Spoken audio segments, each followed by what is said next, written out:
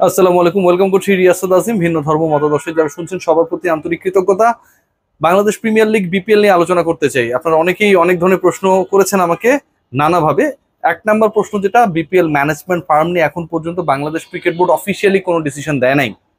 দ্বিতীয় যে প্রশ্নটা করা হচ্ছে যে 48 ঘন্টা মানে দুদিনের মধ্যে according to Iftekhar Rahman Mithu, chairman media committee, তিনি জানিয়েছিলেন বাংলাদেশের ক্রিকেট বোর্ডের সাথে যেসব অর্গানাইজেশনস, যেসব প্রতিষ্ঠানের আসলে ম্যাল ডিলিংস হয়েছে, বাংলাদেশ ক্রিকেট বোর্ড যাদের কাছে টাকা পায়, ডিফল্টার যারা, তাদের একটা লিস্ট গণমাধ্যমে প্রকাশ করা হবে।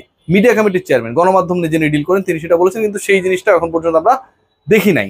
থার্ড যে পয়েন্ট, আসলেই বিপিএল কবে থেকে শুরু হবে, এই ব্যাপারে কোনো ডিসিশন এসেছে কিনা, মোটামুটি ডিসিশন ডান, সেই তথ্যটা আপনাদেরকে জানাবো এখনই। এবং এবারের বিপিএল এ কয়টা দল অংশগ্রহণ করছে এ নিয়ে আমি বারবার বিভিন্ন কন্টেন্টে আপনাদেরকে বলেছি যে 5টা দল অংশগ্রহণ করার সম্ভাবনা মোটামুটি শতভাগ। যদি কোনো ধরনের Bangladesh cricket board big or lucrative dealing পায়, সেক্ষেত্রে টিম সংখ্যা 6টা হতে পারে। আসলেই বাস্তবতা কি, আমি দল নিয়ে আপনাদের সাথে প্রথমে আলোচনা করতে চাই, এরপর বাকি ইস্যুসগুলো থেকে আসতে চাই। এবং সাব্বির রহমানকে কেন্দ্র করে রংপুর এবং বরিশালের বাইরে, রংপুর এবং বরিশাল, আবারও বলছি, বিপিএল এর সবচেয়ে গুরুত্বপূর্ণ যে দুটা দল, ফরচুন বরিশাল এবং রংপুর রাইডার্স, বসুন্ধরা গ্রুপের দল, অনেক বড় সময় ধরে বাংলাদেশ ক্রিকেটে কন্ট্রিবিউট করছে। এই দুই দলের বাইরে সাব্বির রহমানকে দলভুক্ত করার জন্য প্রবাবল ফ্র্যাঞ্চাইজি হিসেবে যারা কর্মকাণ্ড পরিচালনা করছেন, যারা রেসের মধ্যে রয়েছেন, তারা খুব বেশি আগ্রহী। আমার সাথে অন্তত 2-3 জন কথা বলেছেন বিভিন্ন প্রতিষ্ঠানের সাথে যারা জড়িত, the one Sabbir in their team. এই ডিসকাশনটাও করব। তার আগে একটু ক্লিয়ার করতে চাই যে টোটাল কয়টা দলে বিপিএল হবে, কারা অংশগ্রহণ করছে। শুরুতেই আপনাদেরকে ক্লারিফাই করতে চাই, আপকামিং বিপিএল 5টা দলের বেশি নিয়ে হচ্ছে না। লাস্ট বিপিএল যদি আমরা দেখি, সেখানটায় ছিল 7 দল। এবারের বিপিএল এ 2টা দল কমে গেছে, 5 দলের বিপিএল হবে। 5 দলের বিপিএল যদি হয়, তাহলে আমি যেই আলোচনাটা করছিলাম একটু আগে, যে রংপুর অ্যান্ড বরিশাল এই দুই দল কনফার্মড। যে যাই বলুক না কেন, এই দুই দলকে বাদ দেওয়ার, এই দুই দলের বাদ পড়ার কোনো ধরনের লজিক্যাল রিজন নাই। অন্য সবাই এক পাল্লায়, এই দুই দল আরেক পাল্লায়। সো রংপুর এবং বরিশাল ফিক্সড। এই দুই দল যদি ফিক্সড হয়, বাংলাদেশ ক্রিকেট বোর্ডের এই মুহূর্তে সবচেয়ে লয়াল কাস্টমার। বাকি থাকে 3টা স্পট। দেখুন, রংপুর এবং বরিশালের টেকনিক্যাল জায়গা যেটা, সেটা হচ্ছে নট রংপুর নাইদার বরিশাল। তারা কিন্তু বিপিএল এর কোনো ভেন্যু না। বিপিএল এর ভেন্যু হচ্ছে ঢাকা, বিপিএল এর ভেন্যু হচ্ছে চিটাগং, বিপিএল এর ভেন্যু হচ্ছে সিলেট। এবং এই 3টা জায়গাতেই বিভাগীয় শহরে আপকামিং বিপিএল হবে। এবং রংপুর বরিশাল অংশগ্রহণ করছে, তাদের সাথে যেই 3টা দল অ্যাড হবে, তার মানে কি এটা দাঁড়াচ্ছে যে ওই 3টা দলের একটা ঢাকা, একটা চট্টগ্রাম, একটা সিলেট, যেহেতু এই 3 ভেন্যুতে খেলা হবে। নো,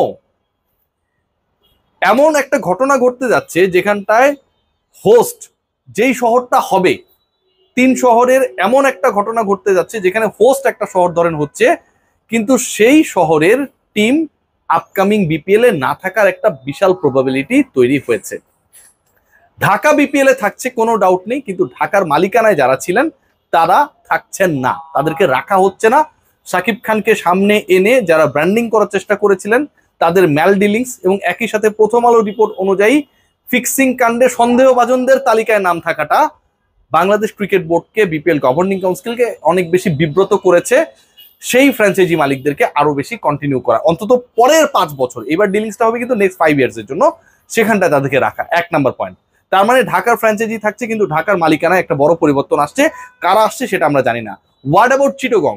চিটাগং কিংস থাকছে কি থাকছে না, এই ব্যাপারে যখন আমি সামির কাদের চৌধুরী ভাইকে প্রশ্ন করেছিলাম, তারই ডাকা একটা প্রেস কনফারেন্সে তিনি কিন্তু ওই ব্যাপারে কোনো ক্লিয়ার অ্যান্সার দেন নাই।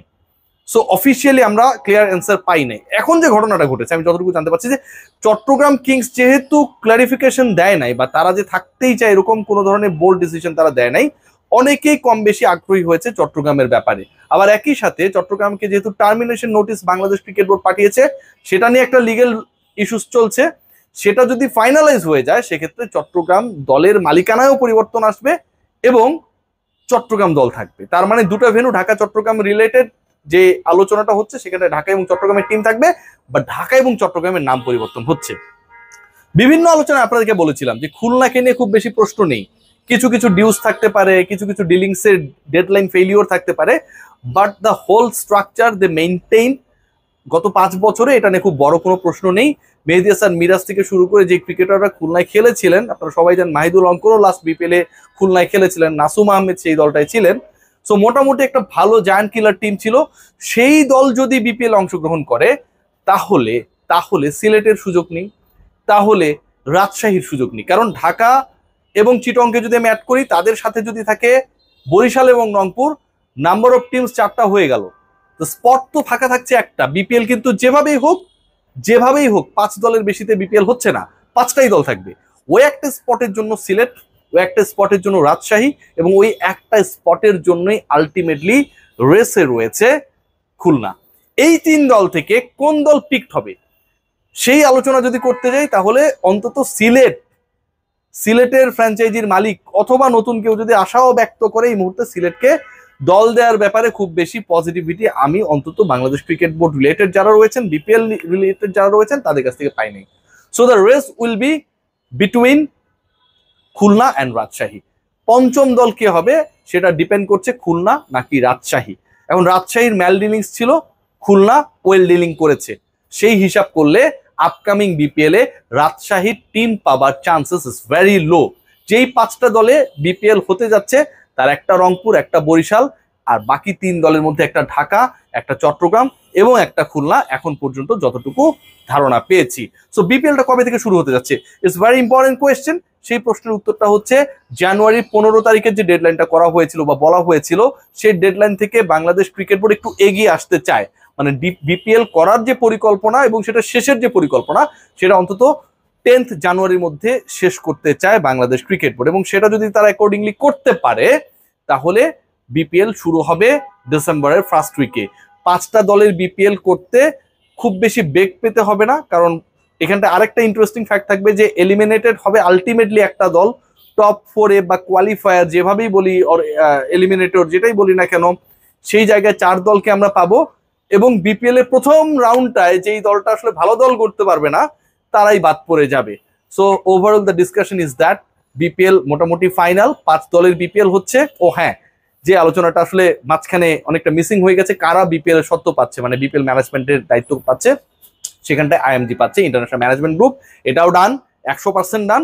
তাদের সাথে বাংলাদেশ ক্রিকেট বোর্ডের কিছু কমিটমেন্টস, কিছু এগ্রিমেন্টস এসব চলছে, এবং সেইগুলো ফাইনালাইজ হয়ে গেলেই, কারণ বাংলাদেশ ক্রিকেট বোর্ড একটা সাস্টেনেবল বিপিএল করতে চায়, ফিনান্সিয়ালি লস করতে চায় না, দলগুলোকে লাভেবল করতে চায়, প্রশ্ন যেন তৈরি না হয় সেই ব্যাপারটা এনশিওর করতে যায়, যেটা গত 11টা এডিশনে হয়েছিল। সো আইএমজির সাথে ওই ব্যাপারগুলো নিয়ে ডিলিংস হচ্ছে। আজকে আপনারা সবাই জানেন 25th অগস্ট, আগামী 3 থেকে 4 দিনের মধ্যে it will be clear officially that IMG is going to be the partner of BPL, they will manage all the teams. So BPL হচ্ছে, 5 দলের বিপিএল হচ্ছে, সেখানটায় 4টা দল মোটামুটি কনফার্ম আমরা বলে দিতেই পারি।